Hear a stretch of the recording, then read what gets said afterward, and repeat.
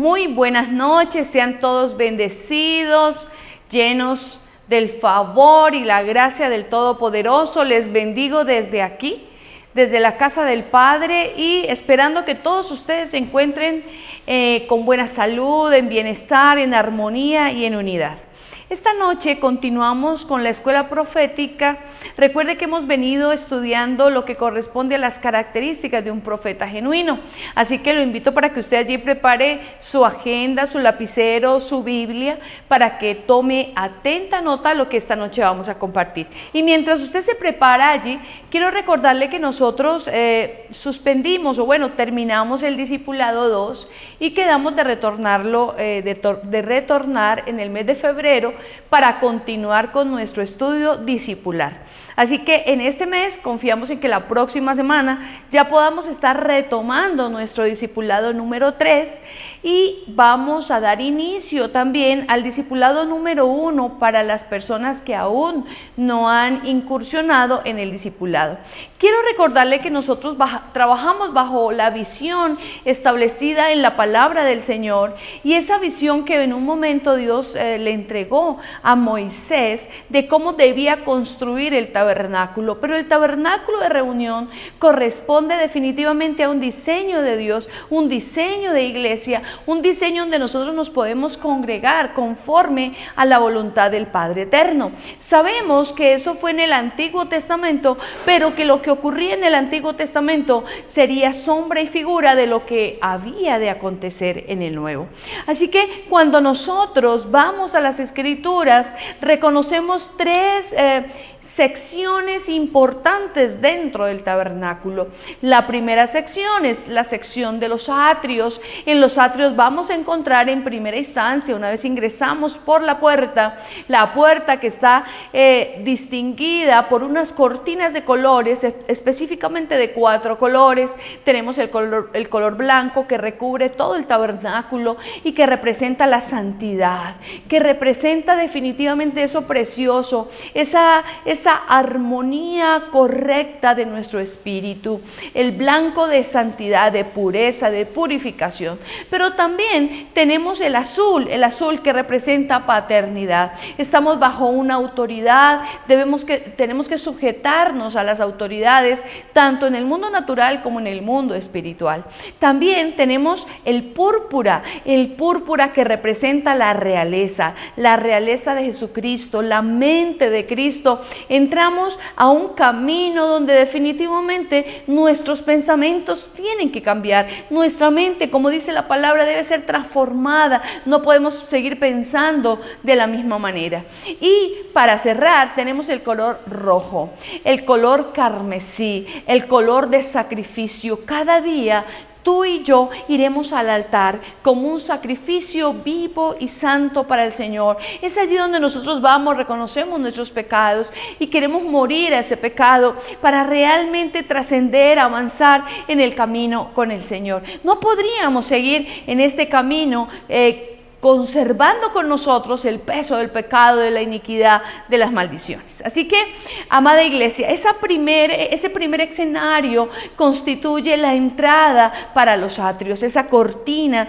que representa esto. Una vez hemos ingresado a los atrios, nos vamos a encontrar con el altar de bronce. El altar de bronce, que es el lugar del sacrificio, le repito, el lugar donde vamos, nos entregamos al Señor, confesamos nuestro pecado y le decimos: Padre, ayúdanos, queremos seguir adelante, no queremos estar más en este pecado. Así que ahí es allí donde realmente le decimos: Señor, hoy nos atamos a los 4 cuernos del altar y determinamos, Señor, que hasta hoy esta vida de pecado estuvo con nosotros. Ayúdame, Señor, porque solos no podemos, pero con la ayuda de Él todo es posible. Una vez nosotros hemos salido de ese lugar de muerte, de ese lugar de confesión, de ese lugar de entrega, entonces vamos a ir a otro lugar maravilloso, la fuente fuente de agua viva.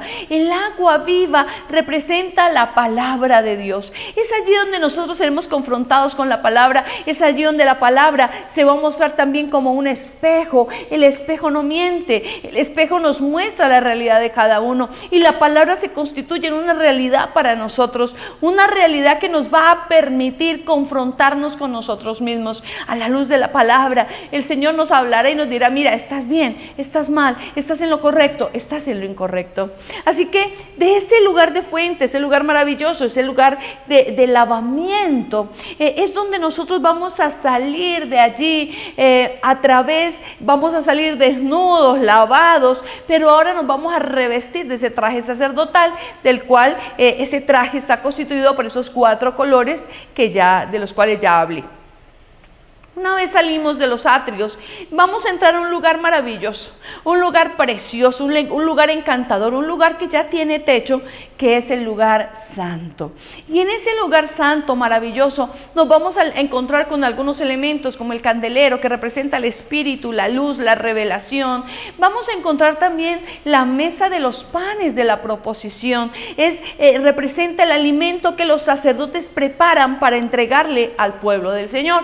Y también tenemos el altar del incienso, las oraciones, la intercesión de los justos clamando delante de Dios para los hermanos, para todas las necesidades que hoy en día se tienen. Así que ese lugar, el lugar santísimo, como les decía, tiene una mesa, la mesa de los panes, y ese pan representa la educación que yo necesito tener en este camino con el Señor. No podría hablar que yo cambié mi vida, que yo renuncié al pecado, pero no me voy a disponer para aprender de su palabra. Yo necesito discipularme para poder fundamentarme en el camino del Señor. Nosotros entonces manejamos 10 discipulados. Vamos a iniciar el discipulado número 3 para aquellos que van en ese nivel, y obviamente estamos ya preparando, disponiendo para tener listo el discipulado número 1 para aquellas personitas que aún no han llegado al discipulado, o que quizás han entrado al discipulado 3 pero aún no han visto el 1 y necesitan ver el 2 también. Entonces vamos a iniciar nuevamente y vamos a preparar para ustedes videos donde usted puede consultar. Usted me va a decir: no, es que a esa hora me queda fácil por mi trabajo. Bueno, vamos a facilitarle aún más las cosas para que usted, a través de estos videos de YouTube, usted pueda tener su clase, y luego usted tendrá una clase interactiva con sus mentores, para que allí usted pueda hacer las preguntas respectivas, cualquier inquietud que usted tenga, pero usted primero debe haber escuchado la lección correspondiente. Así que en el mes de febrero vamos a retomar todo nuestro estudio discipular. Quiero invitarlo para que usted continúe con eso. Sin embargo, no quisiera perder las clases las clases de la escuela profética, y me gustaría poder seguirlas dando y compartiéndolas los días martes. De todas maneras, va a quedar el video en YouTube donde usted podrá acceder a él en el momento en que usted considere pertinente, aunque la invitación es a que usted acceda los martes a las 7 de la noche.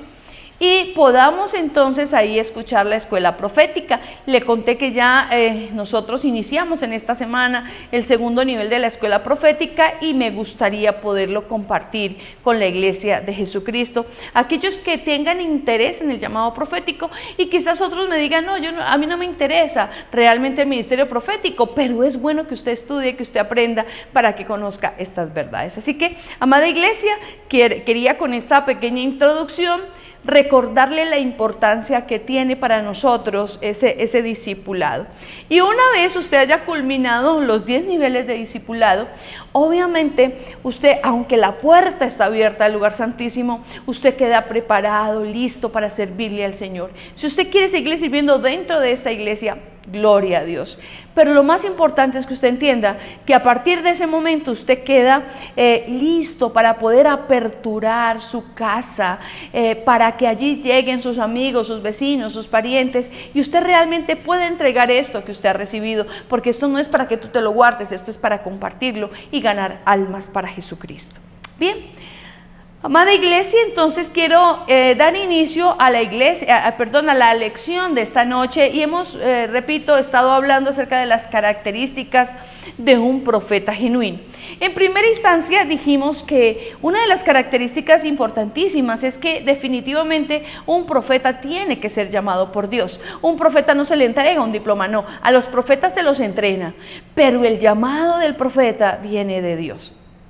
Segundo, dijimos que es muy importante que un profeta que si bien los milagros, las señales y los prodigios son importantes en la vida y en el ministerio profético, lo es también los frutos. La palabra del Señor dice, por los frutos los conoceréis. Y es importante que nosotros entonces entendamos la importancia que tiene definitivamente que seamos libros abiertos, que pueda ser leído por cualquiera, que nadie tenga nada que decir de nosotros.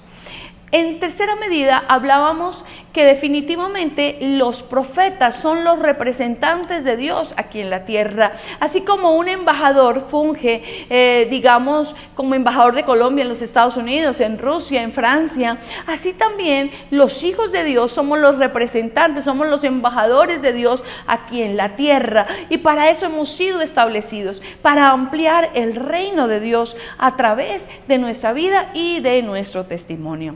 También entonces hablábamos de la veracidad y de la importancia que tiene el poder de la palabra en la boca del profeta. Y de allí de que supiéramos de qué manera hablar, porque les decía, con esta misma boca comemos, con esta misma boca saludamos, con esta misma boca cantamos, pero a ver qué más podemos decir con la boca, y decíamos que no es viable que de una misma fuente salga agua dulce y agua salada.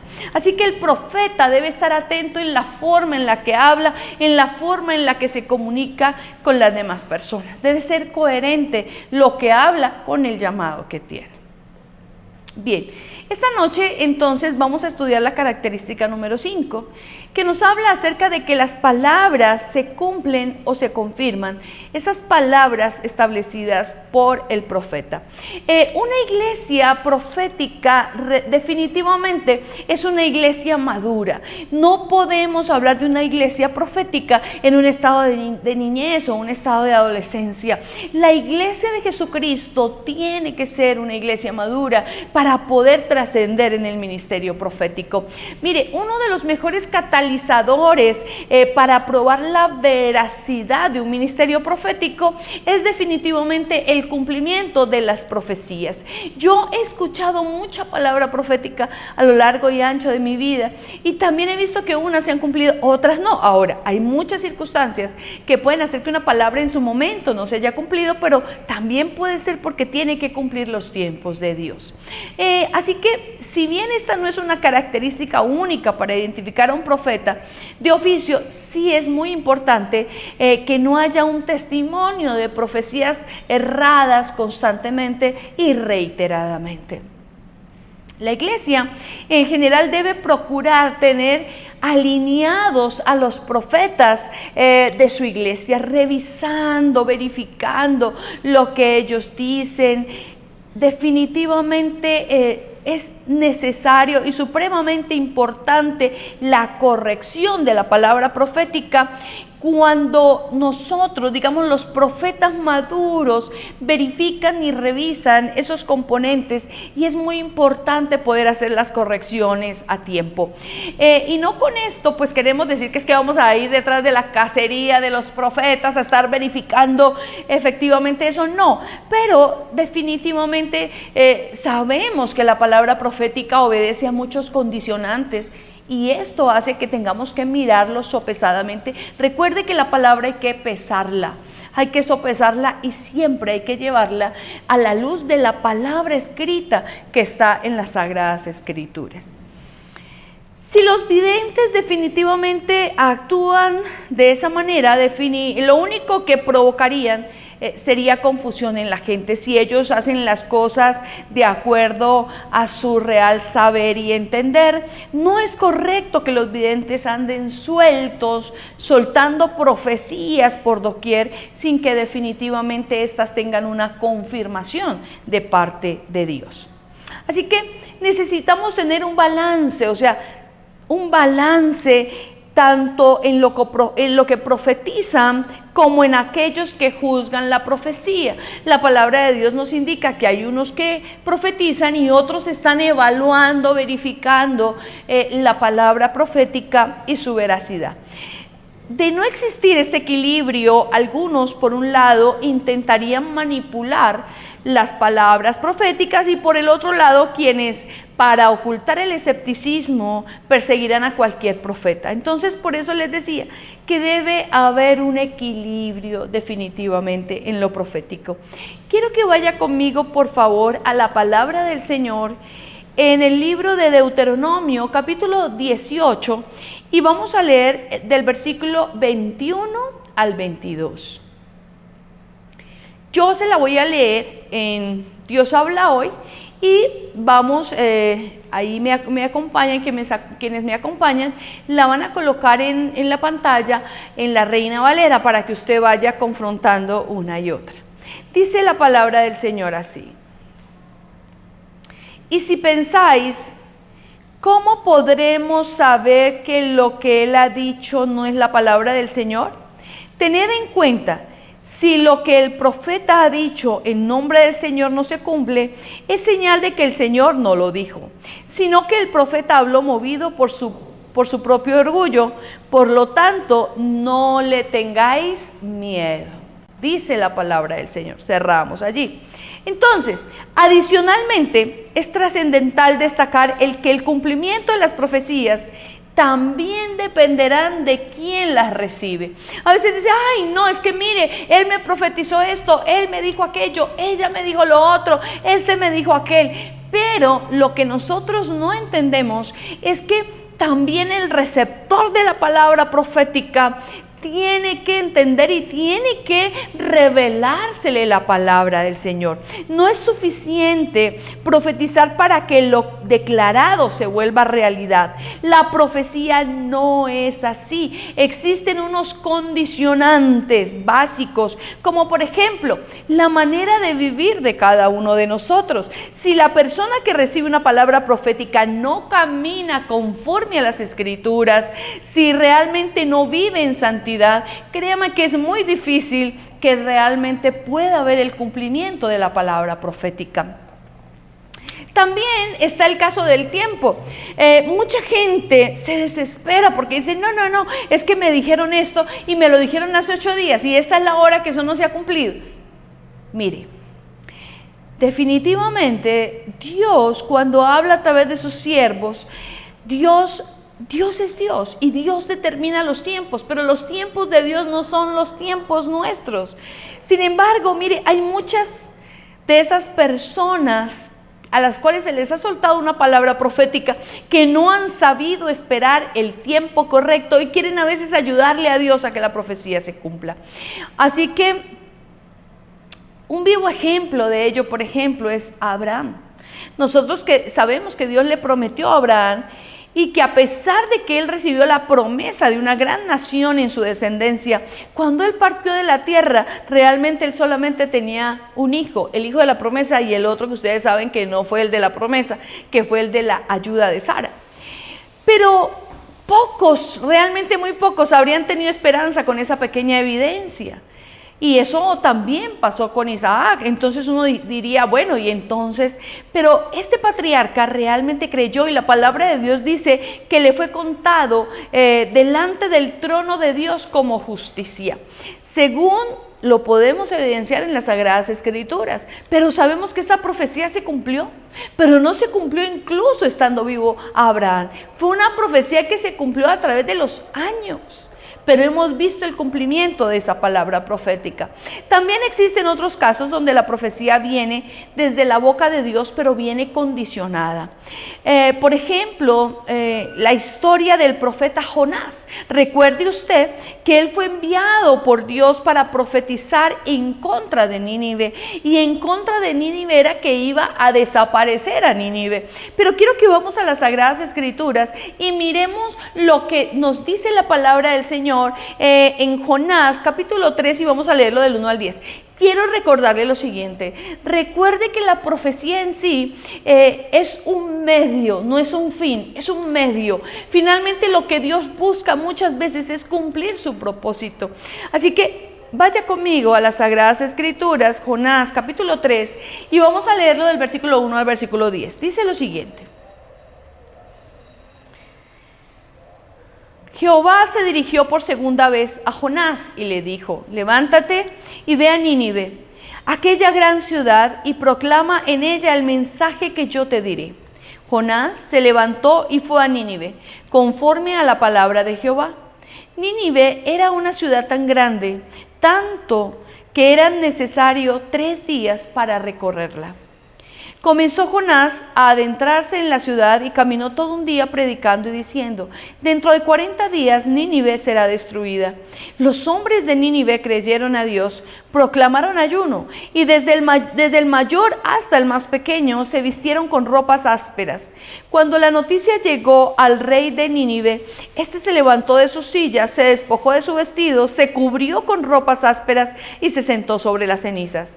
Luego hizo anunciar en Nínive, por mandato del rey y de sus grandes, una proclama que decía: hombres y animales, bueyes y ovejas, no prueben cosa alguna, no se les dé alimento ni beban agua, sino cúbranse hombres y animales con ropas ásperas y clamen a Dios con fuerza, que cada uno se convierta de su mal camino y de la violencia que hay en sus manos. Quizá Dios se detenga y se arrepienta, se calme el ardor de su ira y no perezcamos. Lea bien conmigo, dice: vio Dios lo que hicieron, que se convirtieron de su mal camino y se arrepintió del mal que había anunciado hacerles y no lo hizo. Entonces, imagínese, le repito, la profecía en sí es un medio, no es un fin. Mire que aquí lo que realmente había en el corazón de Dios sería haber destruido a Nínive. No, lo que había en el corazón de Dios era que la gente se arrepintiera, era que la gente se volviera de sus malos caminos y realmente pudieran volver su corazón al Padre. Entonces mire aquí cómo la profecía soltada ejerció un poder sobre la gente y la gente se arrepintió, se volvió a sus malos caminos y entonces Dios se arrepiente de esa determinación que había tomado y determina darle una nueva oportunidad a Nínive. Así que a pesar de que Dios había enviado a Jonás con ese propósito, mire cómo Dios cambia de parecer. Entonces quiero que usted recuerde esto: la profecía en sí no es el fin, es un medio para conseguir el propósito de Dios. Así que es evidente que en ese caso la profecía nunca llegó a cumplirse. Sin embargo, lo que era más importante, el propósito de Dios sí se cumplió. Seguramente muchos dirían: ese Jonás era un mentiroso, ese no le pegó a la profecía, esa fue una profecía errada. Muchos podrán decir eso, pero realmente lo que para nosotros queda claro es que aquí lo que se cumplió fue el propósito de Dios en este pueblo. Además de otros ejemplos, también están las profecías de Isaías, de Jeremías, de Malaquías y de muchos profetas más que señalaron, por ejemplo, la venida de Jesucristo como el Mesías. Y en su momento, evidentemente, sus anuncios no se cumplieron. Fue en el tiempo y por supuesto en el tiempo de Dios el que se encargó de demostrar que lo que ellos habían hablado en las Escrituras no era falso, que era completamente cierto. Así que mire que en su momento ellos fueron tratados de mentirosos y perseguidos por esto, pero la palabra venía de Dios y debía cumplirse en el tiempo de Dios, en el tiempo correcto. Así que definitivamente quien cargue con un llamado de profeta debe ser una persona especial, debe ser capaz de adelantarse a los tiempos, creer en lo que le ha sido mostrado, anunciarlo y definitivamente soportar las consecuencias posteriores a su mensaje. Amén. Entonces es muy importante que usted y yo entendamos que esta característica, si bien es cierto que debe ser contundente y ratificada, también es cierto que existen unos condicionantes que pueden hacer que la profecía no se cumpla en ese preciso momento, pero que cuando viene de Dios se cumplirá. Y que definitivamente aquel que lo recibe tiene que ser el portador, tiene que tener la fidelidad de Dios y la consagración a sus sagradas escrituras. Bien, vamos a mirar entonces ahora la característica número 6. La característica número 6 me habla que el profeta debe estar sujeto al orden. Voy a repetirle, el profeta tiene que estar sujeto al orden. Un profeta jamás va a irrespetar el orden establecido en una casa y menos va a ignorar la sujeción que le merece la autoridad bajo la cual él está ministrando, por causa de una palabra profética que haya recibido. Por más de que esa palabra venga de Dios, el profeta tendrá que respetar las autoridades de la casa, si es que él está profetizando en un lugar diferente a la iglesia a la cual él debe pertenecer, o si está dentro de su casa apostólica y profética, pues tendrá que respetar a la autoridad de su casa, a su padre, porque no puede pasar por encima de las autoridades. Un verdadero profeta entiende que no es necesario entrar por una ventana y mucho menos forzar una cerradura para ingresar a la casa. No tiene que hacerlo con violencia. Es importante reiterar que Dios es el dueño de la viña. Por lo tanto, Él mismo se encargará de preparar los tiempos y el terreno para sembrar la semilla. En tanto esto sucede, el profeta solo debe aguardar para el instante oportuno. Nada más. Dios es Dios y Dios determina absolutamente todo. Prepara el terreno para que la palabra pueda ser soltada. El apóstol Pablo, usted y yo lo hemos leído en las diferentes cartas, por ejemplo, a los Corintios, y él allí emplea gran parte de sus escritos para hablar del desarrollo profético en cada congregación. Él fue claro en establecer un ordenamiento. Las cosas de la iglesia primitiva no se hacían porque se les antojaba, no. Contrario a lo que algunos piensan hoy, el mover profético era supremamente amado. Mire, pero al mismo tiempo era un acto muy organizado. Dentro de ese orden quedaba muy claro que la intención no era controlar la voz profética, lo cual puede ser una interpretación errónea que a veces le damos al texto. El interés era buscar la forma en que ninguna palabra profética quedara sin ser expuesta en la iglesia para que todos fueran edificados. Quiero que vamos a la palabra del Señor, a la primera carta de los Corintios, y vamos a leerla en el capítulo 14, versículo 29 al 33. Dice la palabra del Señor: asimismo los profetas hablen 2 o 3 y los demás juzguen lo que ellos dicen. Y si algo les es revelado a otro que está sentado, calle el primero. Podéis profetizar todos, uno por uno, para que todos aprendan y todos sean exhortados. Los espíritus de los profetas están sujetos a los profetas, pues Dios no es Dios de confusión, sino Dios de paz. Amén. Él es Dios de orden, pero quiero que la leamos, se la voy a leer acá en la versión hebrea. Esta misma palabra quiero leérsela rápidamente. Dice que 2 o 3 profetas hablen mientras otros pesan lo que es dicho. Y si algo es revelado a un profeta que está sentado, los otros permanezcan en silencio, porque pueden profetizar todos uno a uno, con el resultado que todos aprendan y todos sean alentados. También el espíritu de los profetas está bajo el control de los profetas. Pues Dios no es Dios indómito, sino de Shalom, Dios de bendición, como en todas las asambleas del pueblo de Dios. Entonces, mire esto, lo que Hoy sería difícil de entender en muchos contextos religiosos. En la iglesia primitiva era el pan diario.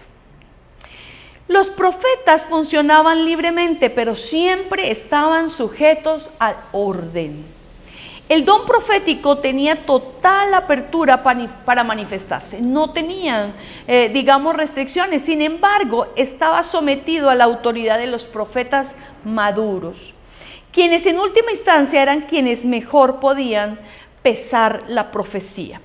Un profeta sabe que la medida de su obediencia y sujeción será proporcional al respaldo que Dios le va a brindar cuando Él suelte una palabra, porque el cielo lo va a respaldar cuando Él hable.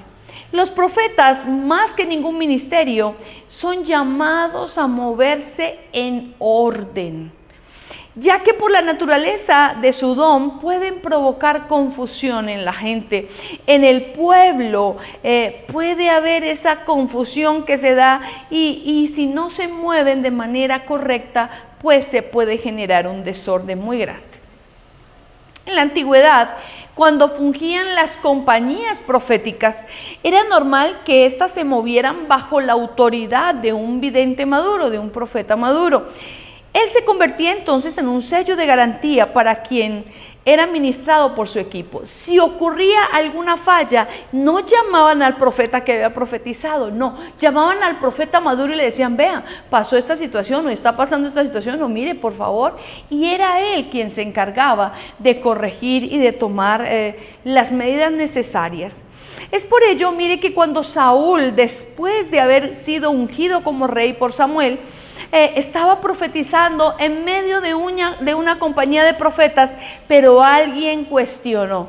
Mire, ahí en 1 Samuel capítulo 10 y versículo 12a dice lo siguiente: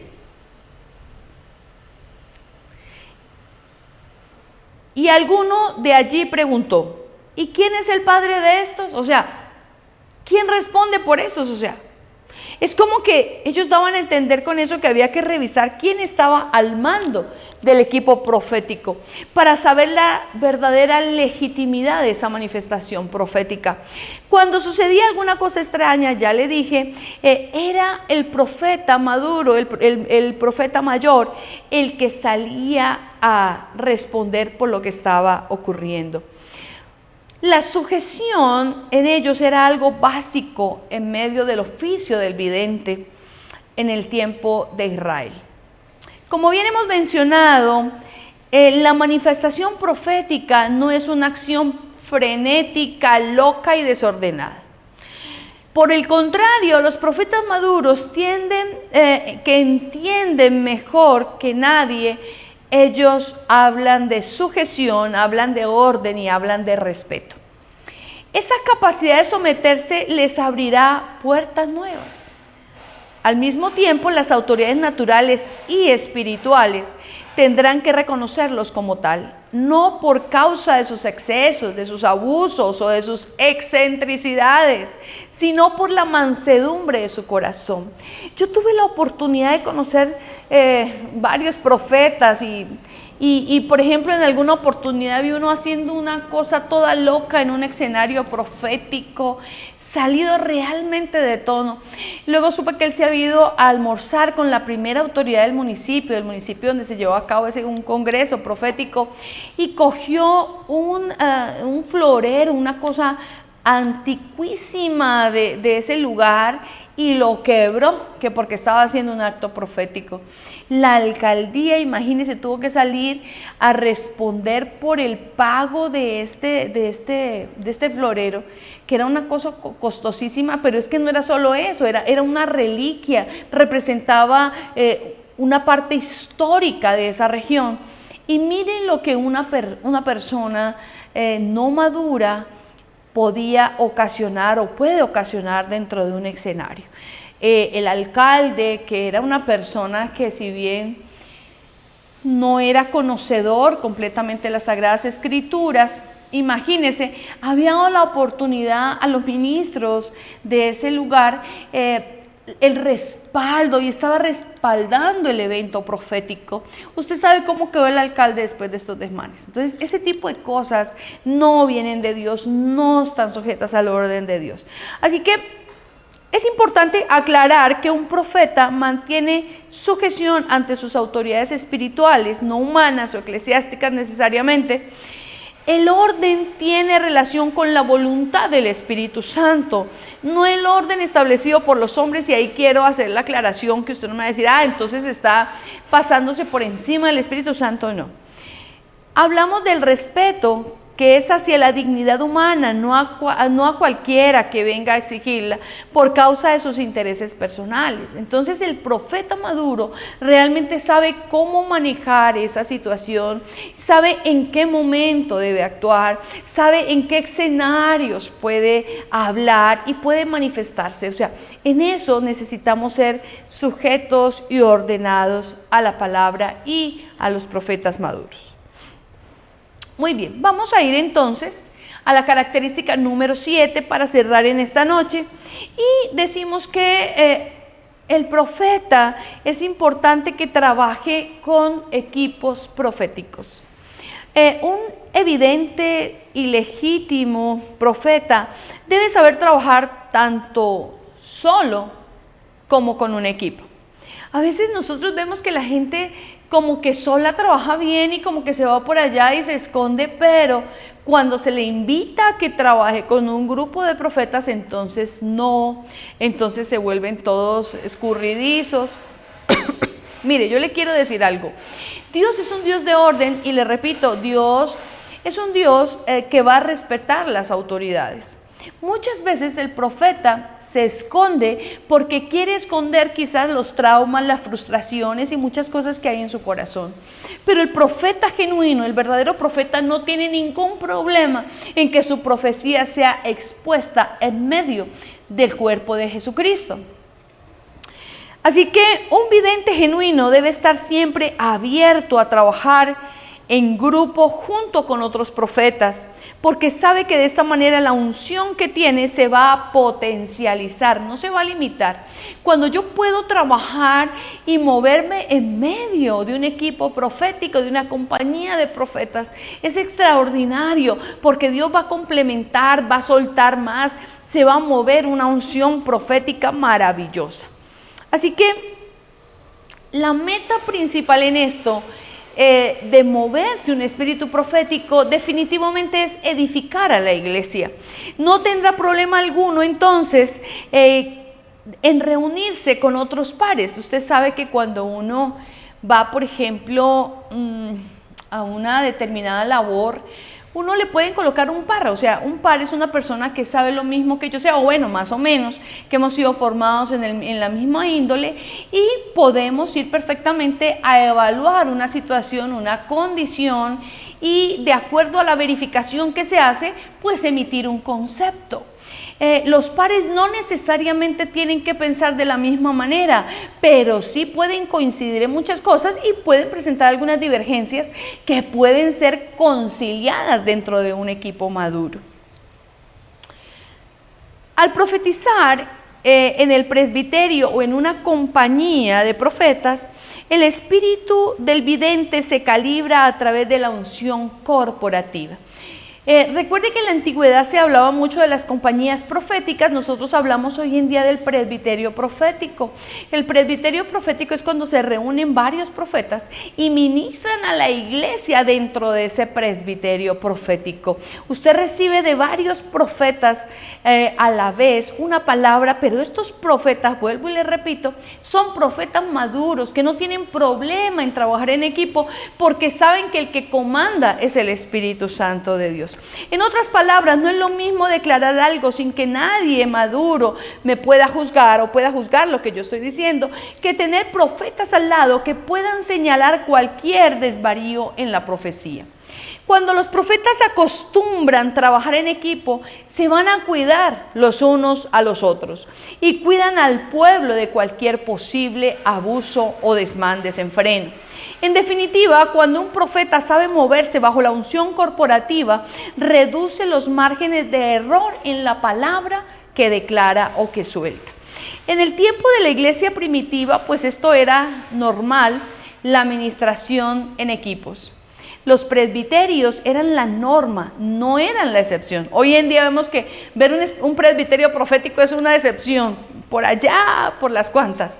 Pero en esa época eso era muy normal que ocurriera. Ellos se encargaban de organizar las congregaciones. Mire, pero al mismo tiempo eran responsables para impartir la unción profética. Usted se imagina que usted esté en la iglesia y de pronto llegue un grupo de profetas que levanten un presbiterio profético y le digan a la iglesia: bueno, señores, hoy Dios va a traer una palabra fresca, hoy Dios va a hablarle a esta iglesia, hoy Dios va a traer el orden a la casa de Dios. ¡Wow! Mire, yo me imagino que la gente dice: ¡ay, Padre eterno! Porque el profeta, vuelvo y le repito, lo que viene es para traer un orden a la iglesia, viene para edificar la iglesia, viene para corregir aquellas cosas que quizás no estén bien dentro de la iglesia. Entonces, imagínense lo que eso podría ocurrir dentro de una iglesia, que un presbiterio profético se levante y se mueva la unción profética dentro del lugar. Eso sería algo maravilloso. Vamos a ir a la palabra del Señor en 1 de Timoteo, capítulo 4 y versículo 14. ¿Qué dice la palabra del Señor? No descuides el don que hay en ti, que te fue dado mediante profecía con la imposición de las manos del presbiterio. Mire que vemos aquí en la escritura cómo el presbiterio puede activar el don profético. Mire, según el diccionario bíblico, el término presbiterio significa una asamblea de ancianos. Probablemente el concepto anciano haga pensar que quienes conforman los presbiterios eran gente de edad muy avanzada. Sin embargo, cuando nosotros realmente revisamos los requisitos para el ancianato, no se encuentra ninguno que haga alusión a la edad. O sea que el anciano no era porque fuera de edad avanzada o de la tercera edad, no. Tenía que tener unas condiciones, unos condicionamientos. Miremoslo en Tito, capítulo 2 y versículo del 1 al 5. Dice la palabra del Señor: pero tú habla lo que está de acuerdo con la sana doctrina, que los ancianos sean sobrios, escuche, que sean prudentes, sanos en la fe, en el amor, en la paciencia. Las ancianas asimismo sean reverentes en su porte, que no sean calumniadoras ni esclavas del vino, sino maestras del bien, que enseñen a las mujeres jóvenes a amar a sus maridos y a sus hijos, a ser prudentes, castas, cuidadosas de su casa, buenas, sujetas a sus maridos, para que la palabra de Dios no sea blasfemada. Mire la importancia entonces que tiene un anciano dentro del presbiterio. Para ser parte entonces de un presbiterio en la iglesia primitiva, había que tener un liderazgo probado dentro de la congregación, un testimonio de vida íntegro y la capacidad de formar a otros en los caminos de la palabra de Dios. No era indispensable ser una persona de la tercera edad, no. Testimonio de ello fue Timoteo. Usted sabe que Timoteo fue un discípulo del apóstol Pablo, y él fue un delegado apostólico aún siendo muy joven.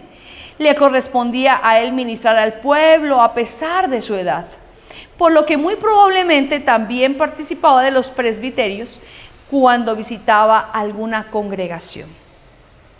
¿Qué dice la palabra en 1 de Timoteo, capítulo 4 y versículo 12? Dice la palabra del Señor: ninguno tenga en pocos tu juventud, sino sé ejemplo de los creyentes en la palabra, conducta, amor, espíritu, fe y pureza. Los presbiterios en ese momento eran tan comunes, le repito, y necesarios, que los apóstoles se dieron a la tarea de establecer en cada nueva comunidad de fe un equipo, porque sabían de la enorme necesidad que existía para que el pueblo fuera ministrado en todas las áreas de su vida. Vamos al libro de Hechos, capítulo 14 y versículo 23. Dice la palabra del Señor. Constituyeron ancianos en cada iglesia y después de orar y de ayunar, los encomendaron al Señor en quien habían creído. Mire la importancia de la oración, del ayuno, porque después de esto era que ellos hacían las asignaciones respectivas. En esos días, cuando los equipos proféticos y presbiterios laboraban en favor de una iglesia, de un ministerio, de una ciudad, se minimizaba el margen de error que podía provocar cualquier profecía que diera un solo profeta. Y más cuando se comisionaba para tareas específicas que podían poner en riesgo la vida de una persona o de una familia.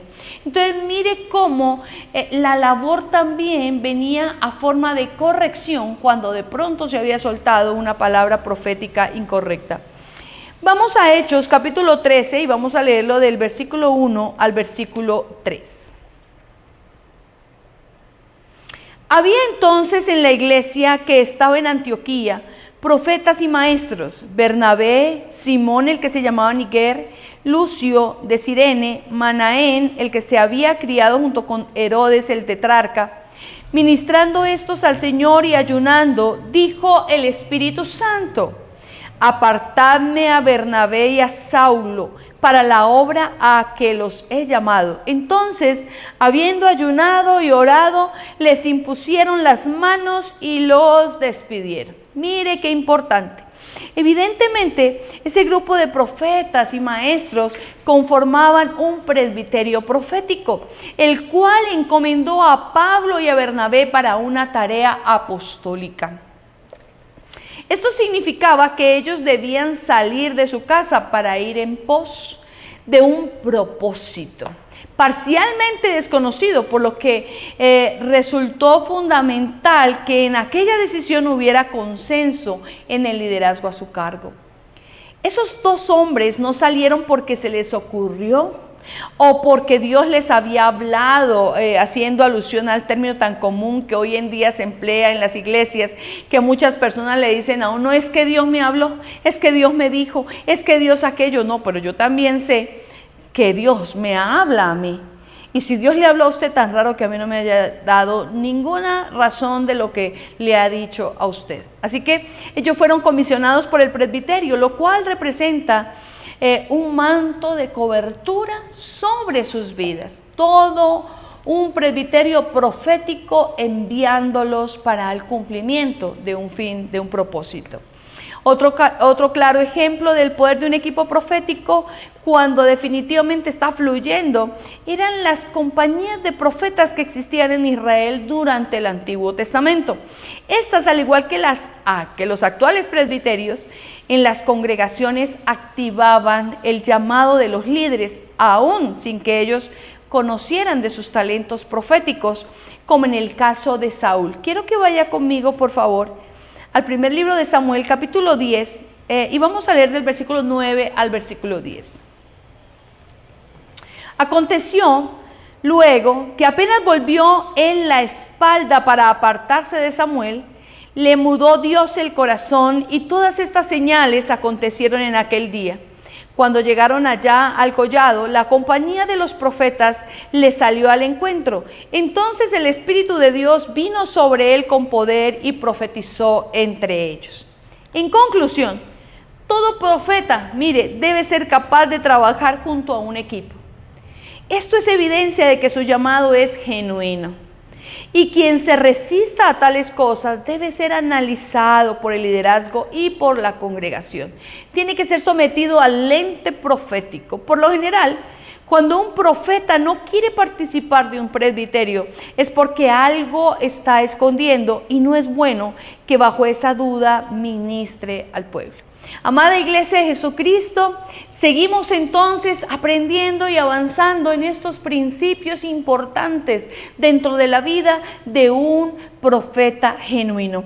Quiero bendecirle esta noche, declarar sobre tu vida que el Dios Todopoderoso está sobre tu vida, que aquellos que definitivamente tienen ese llamado de parte de Dios, allí donde usted está, dígale: Señor, sigue revelándote, mi vida. Señor, sigue mostrándome. Señor, sigue hablándome, Dios. Aún ratifica mi llamado, Señor, con un encuentro personal y directo tuyo, Señor. Así yo sabré entender que tú estás en el asunto. Y algo muy importante, no puede una persona que aún tiene heridas en su corazón, que tiene falta de perdón, una persona que tiene raíces de amargura, no me puede decir que es que Dios le ha hablado y que es que va a soltar una palabra profética. Amada iglesia, tenemos que ser responsables con eso. Si yo quiero crecer en mi llamado del Señor, yo necesito crear una verdadera relación con Dios que permitirá sanar mi alma, que permitirá que esas heridas del pasado realmente queden sanas. Así que mis amados, les amo, les bendigo, les deseo una feliz y bendecida resto de semana y nos encontramos el próximo miércoles a las 7 de la noche con el favor de Dios. Si es posible, entonces lo vamos a transmitir martes y el miércoles iniciaríamos el discipulado número 3. Una feliz y bendecida noche para todos.